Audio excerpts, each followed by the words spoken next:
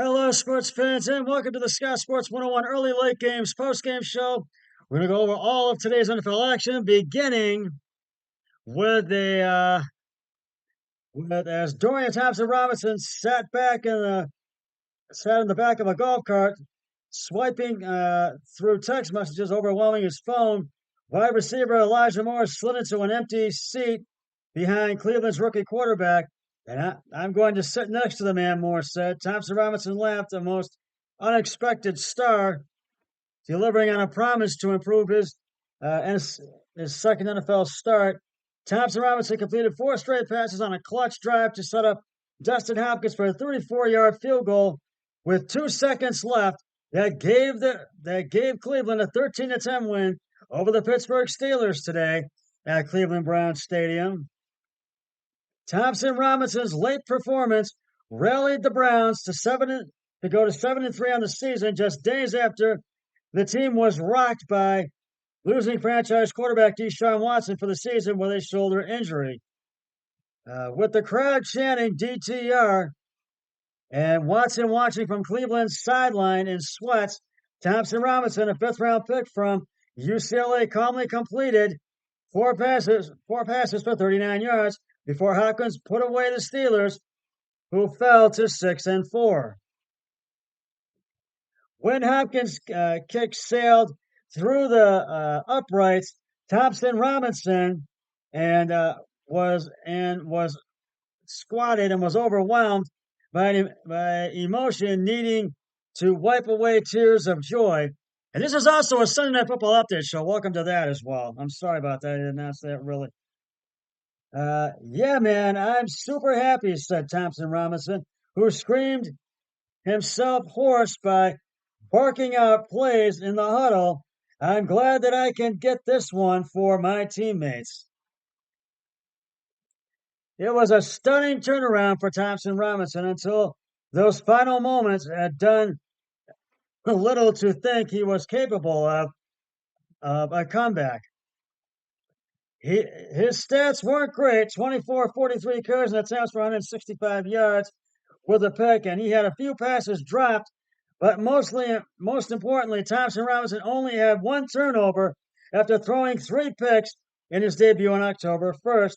He came through, Browns coach Kevin Stefanski said. He made some big plays throughout the drive. Made big plays throughout the game.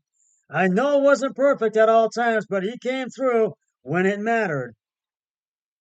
The Browns have now beaten the Ravens and Steelers, who fall to 6-4. The Steelers in consecutive weeks for the first time in 15 tries. And Thompson Robinson's performance, though at times ragged, has given Cleveland hope this season can still be special without Watson, who will undergo surgery this week. For the first time this season, the Steelers lost a close one. Pittsburgh was outgained for the 10th straight week, and quarterback Kenny Pickett had 106 yards. Couldn't do much against Cleveland's top-ranked defense, which forced 9 punts. The Steelers fell to 49-15 against rookie QB since 1970. We learned from this, Mike Tomlin said. We'll be back. Steelers running back Jaylen Warren was one of the few bright spots with a career high 129 yards, including a 74-yard touchdown run.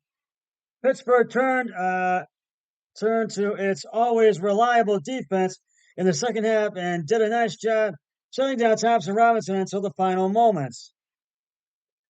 Cleveland took over at its own 35 with a minute 18 left, and the rookie quarterback completed passes of 15, 5, and 8 and 11 yards to move the Browns to Pittsburgh's 34.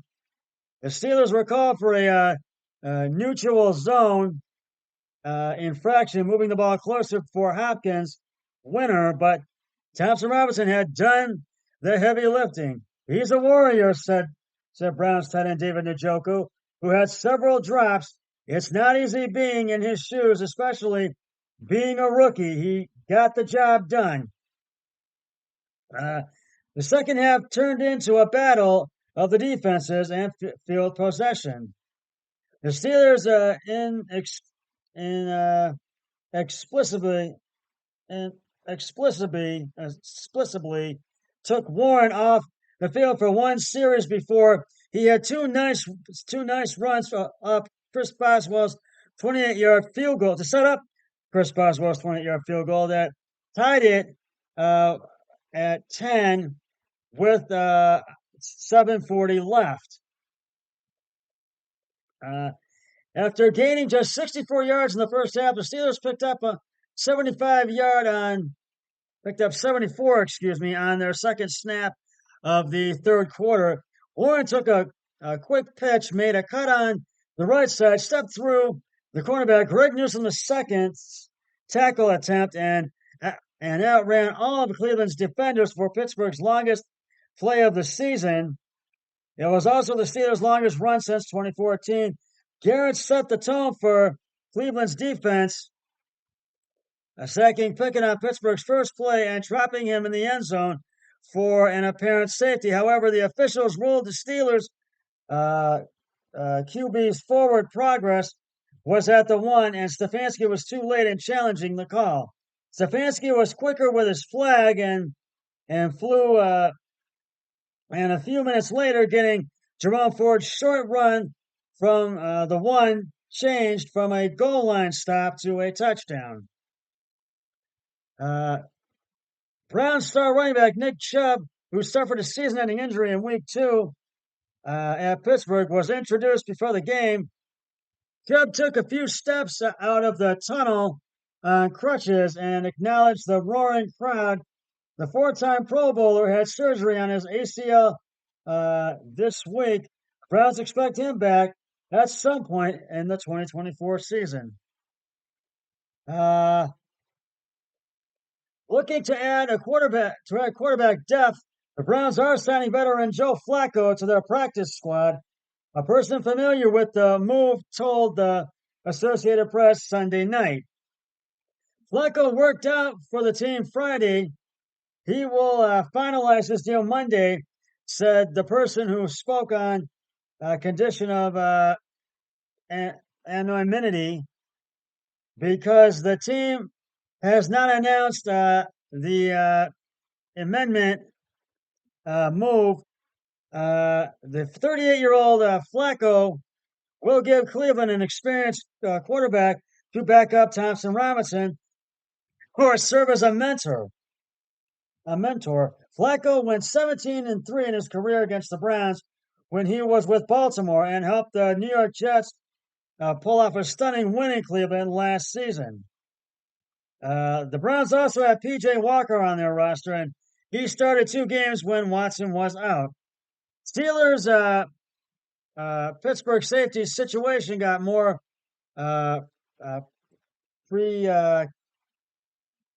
precarious after Elijah Riley ankle injury went out in the third quarter. The Steelers were already without safeties Minkah Fitzpatrick, and he was a hamstring injury, and Keanu O'Neal with a rib injury. Browns linebacker Anthony Walker Jr. had a hamstring injury. He left early in the second quarter after getting hurt in punt coverage. Walker threw his helmet in frustration before walking into the locker room. Safety Rodney McLeod, his biceps got hurt in the second half, and he did not return. The next week, up next for the Steelers, they are at Cincinnati to take on the Bengals next Sunday. And next Sunday, the Browns are at Denver for the first of 2 straight road games, and they are taking on the Denver Broncos in Denver at Empower Field. Well, but DTR did what he had to do, and now the Browns get the game balls again this week. Dorian Thompson-Robinson, 24-43, here's attempts, 165 yards, 1 interception. Jerome Ford, 12 attempts, 31 yards, 1 touchdown. Elijah Moore, 6 receptions, 60 yards. So this was a game where it came down to a game-winning field goal, and Dustin Hopkins came through so when we needed him. The Browns are now 7-3 on the season, and the Steelers fall to 6-4. And the Browns are all by themselves in second place in the AFC North behind first place Baltimore. And I took the Browns for that one. My brother-in-law, Eric Coyle, took the Steelers for that one, and I won and he lost on that one.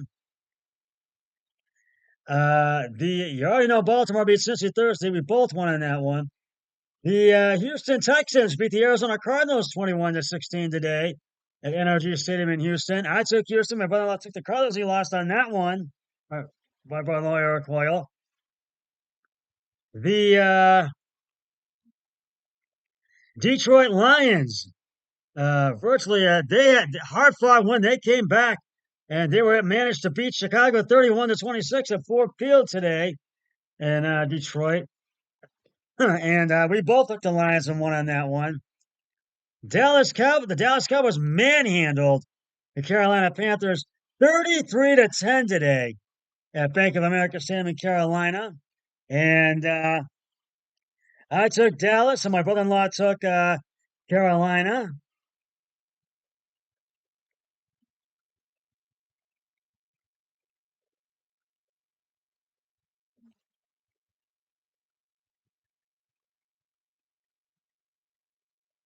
Uh, the uh, the Giants, the New York Giants beat the Washington Commanders 31-19. My brother-in-law took Washington, and so did I.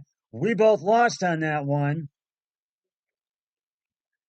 The Miami Dolphins beat the Las Vegas Raiders 20-13. We both took one on that. We both took Miami. Jacksonville all over Tennessee, 34-14. My brother-in-law and I both took Jacksonville. They were at TIA Bank Field in Jacksonville today.